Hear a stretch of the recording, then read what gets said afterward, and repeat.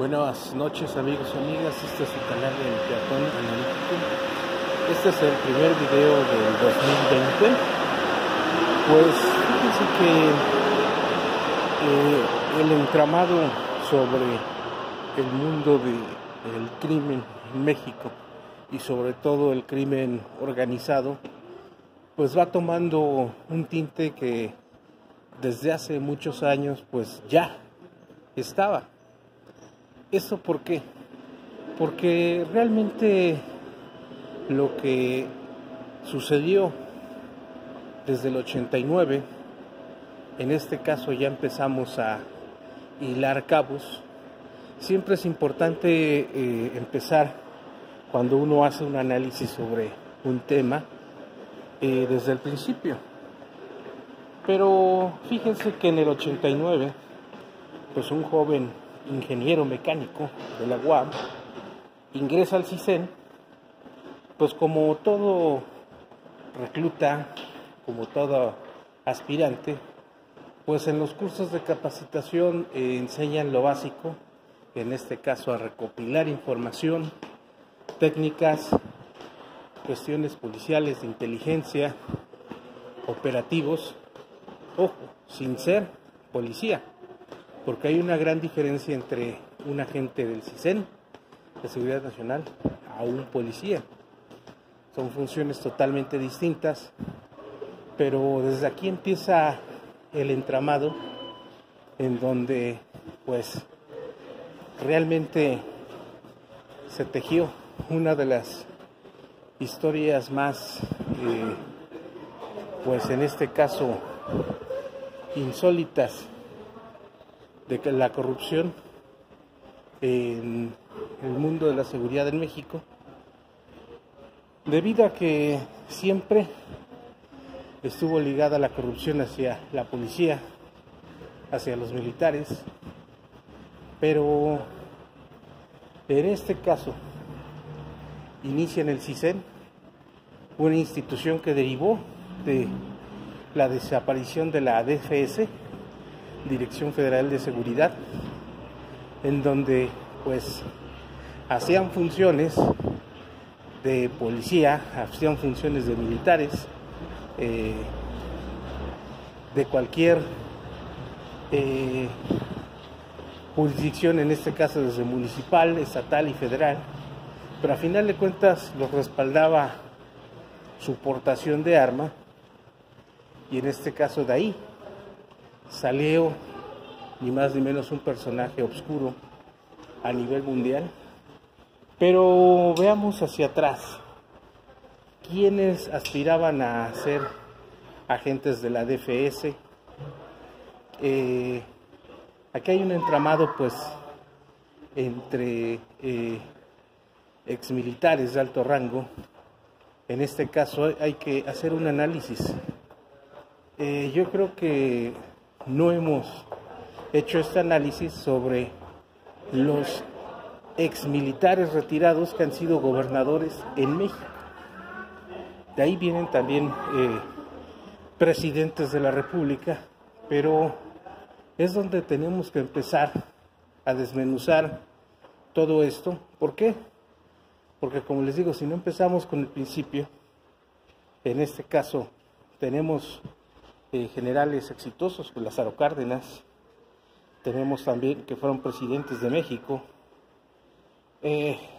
pero si nos vamos hacia más adelante, tenemos precisamente el hilo en donde militares retirados acceden a ser gobernadores de los estados.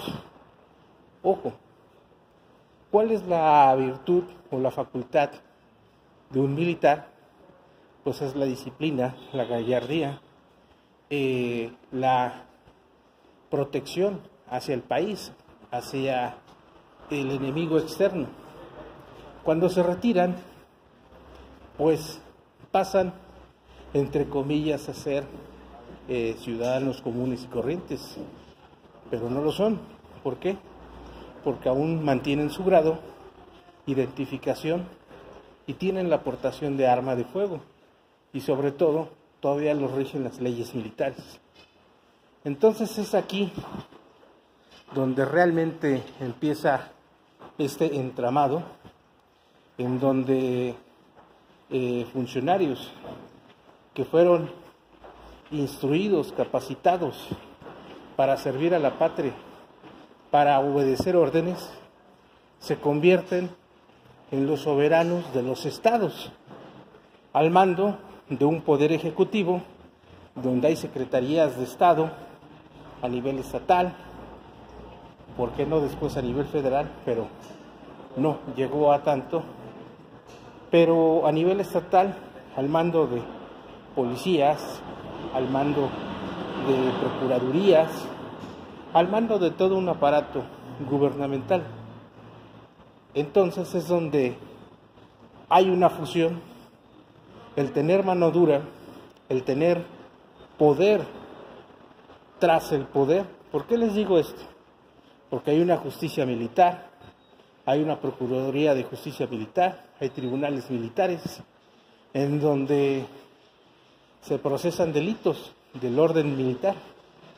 Entonces, al tener el poder del mando civil, entonces aquí ya hay un exceso de funciones. A ver, vamos separando esto. Retirado tienes puesto, tienes tu cargo, en este caso no desaparece, identificación, portación de arma, tienes un sueldo, derecho a seguridad social por parte de las Fuerzas Armadas. Siendo gobernador, pues tienes a cargo todo lo relacionado con un estado libre y soberano. Entonces, pues se juntan dos tipos de poderes, los cuales pues realmente, pues imagínense, ya es un macro poder. Y en este caso, en su época, pues también tenían, el gobernador tiene controlada los poderes judiciales de los estados. Entonces, con carro completo, pues totalmente eres soberano dentro de ese territorio y con un fuero tanto militar como el constitucional que otorga la constitución política de los estados donde fueron gobernadores. Entonces es aquí donde debemos de iniciar el análisis de la corrupción. En este caso tenemos indicios de varios gobernadores exmilitares, exgenerales, que fueron férreos, pero ¿quién regulaba a estas personas? Y sobre todo después de eso,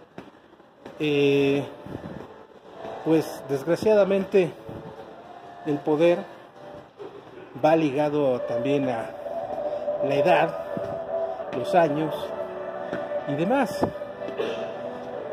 Entonces, pues ese poder, ¿a quién se lo transmiten? Y ojo, ahí vamos a encontrar parte de la corrupción que tenemos. Los hijos de esos exgobernadores, exmilitares, que teniendo totalmente todo a sus manos, teniendo poder, teniendo todo tipo de cuestiones a su alcance, estudios y también acceso a un círculo de poder distinto al que pudiera tener cualquier mexicano, cualquier ciudadano, el pueblo de México. Entonces es donde empieza este tramado. Militares retirados a cargo de gobiernos de los estados, a cargo de direcciones de seguridad pública. Ojo, en esa época, estamos hablando de los 50, 60, 70, 80 y 90, el militar, su vida laboral pues era longeva hasta donde sus facultades físicas les permitieran. Ojo, tenemos a personajes como Nazararo, contraalmirantes, Wilfrido Robledo, exgobernadores que fueron generales, que ejercieron el poder de esta manera, la cual, pues lógico, tuvieron a sus centenados, a su gente, a sus discípulos, que les enseñaron el ejercer el poder. Pero ojo, aquí es donde empieza la cuestión también. El militar tiene una cualidad muy distinta al personal, las personas civiles, a un policía, a un agente de investigación, a un ministerio público, un juez, magistrado, servidor público, secretarios de Estado, que es la disciplina y ética, código, que hemos visto durante el largo de la historia, que muchos han olvidado de ellos. ¿Por qué? Acuérdense de ese berrinche que hicieron, y con justa razón, los militares, cuando Durazo lo hicieron general de división, sin ser militar, por caprichos del presidente José López Portillo. Entonces, haciendo un recuento, esa indignación que sintieron los militares, ahora pues hago un análisis que posiblemente Durazo, pues teniendo el poder, siendo el director de la policía, ahora sí que del Distrito Federal, teniendo muchos elementos, pues su intención fue esa, a lo mejor darle una lección a los militares, pero todo el mundo pues tampoco no lo tomamos a bien, en este caso todos los mexicanos, los que vivieron esa situación, y después se destapó la cuestión de la corrupción en ese sentido. Pero aquí hay algo que realmente era un indicio, era un semáforo, pero como la corrupción estuvo a todo lo que daba, la corrupción siempre superó totalmente a la ficción, superó todo. Entonces los militares en retiro, que ocuparon los cargos de seguridad en los 70s, 80s y 90s, fueron los que entrenaron a gente corrupta, en este caso que ni siquiera están arraigados a una institución y que se creyeron policías sin ser policías, y en este caso pues salió una fusión como el cártel de Genaro García Luna, esas gentes que provenían del CISEN, entrenados por la DFS, y en este caso un engendro de la inteligencia a nivel mundial, ahora sí que al servicio de cualquier persona. Pero muchas veces en un país donde hay control sobre la gente que ostenta cargos de seguridad, no habría ningún problema. Pero aquí en México, donde es un país penetrado por los grupos de poder, por los masones, por los inversionistas extranjeros, de origen extranjeros, intereses extranjeros, donde pues desde un principio fuimos fundados por masones, y en este caso pues el territorio mexicano se disminuyó en un 60%, saqueos constantes, concesiones de todo lo habido y por haber. Entonces pues todo fue posible, y en este caso fue posible tener gente como García Luna, quien se supo vender. En este caso ya sabemos de los vínculos de Carlos Salinas de Gortari, quien realmente fue su jefe, quien realmente estuvo detrás de todo este entramado, que lo hizo, que también por ahí tenemos a un hermano de Carlos Slim, que fue comandante de la Policía Judicial Federal. Nadie habla de él o que haya pasado, y que ahí empezaron los nexos con el gobierno, con Carlos Slim, Carlos Salinas de Gortari, y ya lo demás pues ya lo podemos encontrar en las redes sociales. Curiosamente, la muerte del candidato Luis Donaldo Colosio, que pues quedó en el olvido supuestamente, y pues curiosamente el jefe de campaña Ernesto Zedillo accedió al poder. Había sido un presidente gris, pero después nos damos cuenta de que ¿cuál gris? Si no es el que vendió el petróleo hacia los Estados Unidos. Le urgía al señor sacar el Tratado de Aguas Internacionales, donde únicamente México tenía derecho a sus 200 millas náuticas. Yo les pongo un ejemplo. Chile no reconoce ese tratado, y Chile, todas sus aguas internacionales, pues ellos custodian ese patrimonio con su armada de Chile. Pero aquí al señor Ernesto Zedillo le urgía. ¿Por qué? Porque al señor Bill Clinton le urgía precisamente apoderarse del 78% del hoyo de Dona del Golfo de México para la explotación petrolera. Fíjense, una persona en la cual encarceló a su zar antidrogas por investigar los nexos de su hijo con el narcotráfico. O sea, desde ahí empezaba la descomposición. Pero ojo, 89 ya estaba por ahí un Genaro García Luna, ya estaban preparando los cuadros de estos traidores a la patria, y que pues realmente llegaron apadrinados, imagínense, desde Carlos Salinas de Gortari, con Ernesto Zedillo, director de inteligencia del CISEN. Posteriormente en la PFP ya empezó con sus manejos, tecnología, Carlos Slim, y da el salto, y la recomendación de Wilfrido Robledo, el almirante, que él tenía que ser el director de la Policía Judicial Federal, y argumentó que tenía problemas de salud.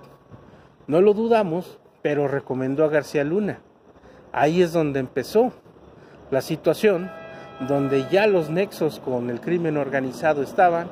Se fuga el Chapo Guzmán, el crecimiento exponencial del cártel de Sinaloa, empieza la cacería de los otros cárteles, y pues cruzó hacia el sexenio de Felipe Calderón, lo hacen secretario de Seguridad Pública, instaura la Policía Federal, pone a la gente que pues en este caso le hacía sus chambas y que se convirtió en sus operadores, los puso en la cúspide de una Secretaría de Seguridad Pública, una Policía Federal, hasta arriba, en grados que jamás se imaginaron. Los hacen comisarios a nivel constitucional, tienen roces con las agencias norteamericanas, canadienses y de todo el mundo, y pues en este caso García Luna quiso perpetuarse, ser ratificado secretario de Seguridad Pública Federal,